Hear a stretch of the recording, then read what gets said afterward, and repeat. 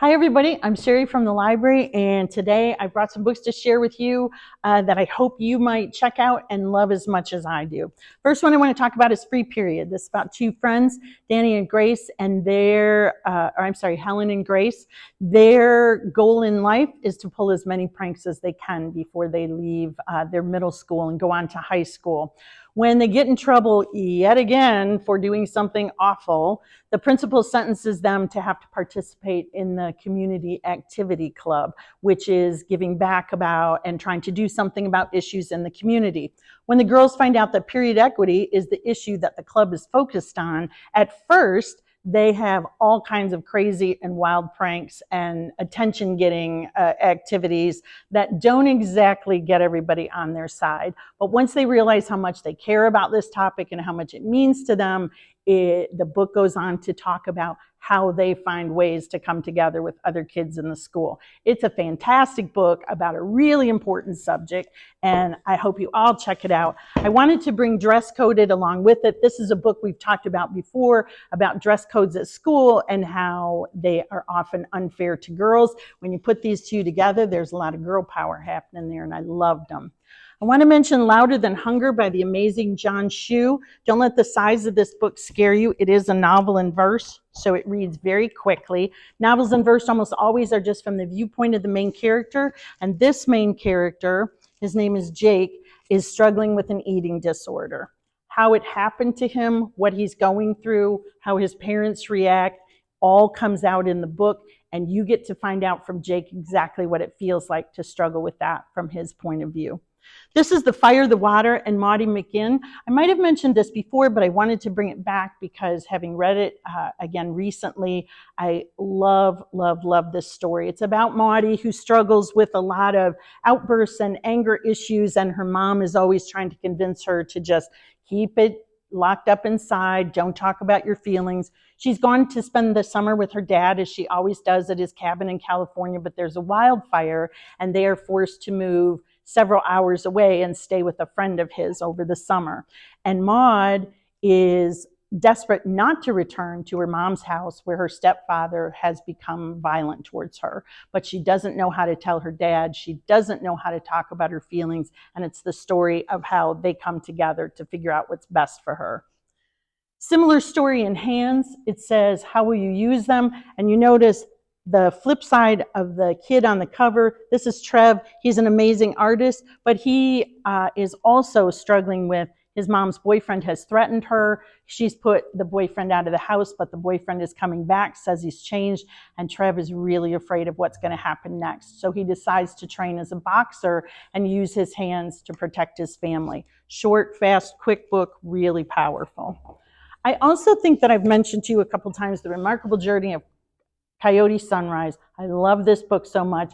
It's about a girl and her dad who are traveling around the country in a bus. They've been on the road for 5 years trying to outrun the grief they have because her mom and her sisters were killed tragically in a car accident. And her dad thinks if they just keep moving, they don't ever have to face those feelings. But come to find out, Coyote has a different agenda, and the people they pick up and the experiences they have on this trip make this one of my favorite top 10 books of all time. I was so excited that there is now a sequel. It's called Coyote Lost and Found. Dan Gamenhart, who's the author, wrote the book after so many people, especially kids, wrote to him and said how much they loved the first Coyote book. Lots of times the second book in a series or the follow-up or the finish-up is not as good as the first one, but I'm here to tell you, if anything, this one is even better. Because now Coyote and her dad have gone off the road, but find reason that they need to get back on the road for one last road trip. Loved these two so much. Really quirky new book called Olivetti. Olivetti is a kind of typewriter. You see it there on the cover. I hope y'all kind of know what a typewriter is. This particular typewriter has been pushed aside in the house that it lives in for a long time in favor of the new computer. But one day, the mom in the house takes the typewriter to a pawn shop, sells it, and with the money, then disappears. And now her family is trying to figure out what happened to her, where she's gone. And what one of the kids discovers is that the typewriter, where she has written for many, many years, holds her memories and her thoughts and her ideas. And when he finds a way to communicate with the typewriter, they begin to figure out what might have happened to their mom. I have two books by two amazing authors we've talked a lot about. This is Jennifer Nielsen in Uprising. This particular book is about Warsaw, Poland in World War II, when the Polish people finally rise up and try to fight back against the Germans. We've talked about a lot of Jennifer Nielsen books, including the one about the Berlin Wall, A Night Divided, Resistance, and this is the newest Alan Gratz. This is Heroes. This is the story of two boys who are living in Pearl Harbor, the data that is bombed by the Japanese and pulls America into World War II.